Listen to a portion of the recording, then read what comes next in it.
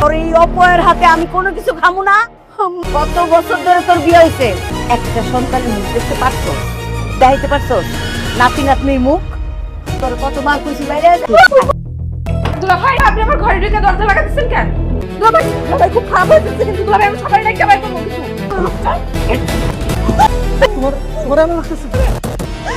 তুই আমার নরিনের সর্বনাশ করছিস। জন্তু করো মা, একটা কথা কইবা না। আমি কি লজ্জা করে না এরকম একটা লম্পটে তুই এখনো তোর স্বামী হিসেবে দাবি করতেছস? সন্তান তো আল্লাহর দান।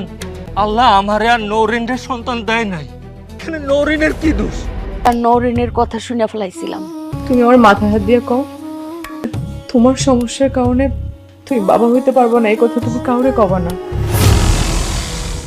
দিন রাত আল্লাহর কাছে পড়ে থাকো, পড়ে পড়ে কান মুজ। আল্লাহ, আমার মার ঘরে একটা সন্তান দাও তুমি। ভালোবাসেন আমি কোনোদিন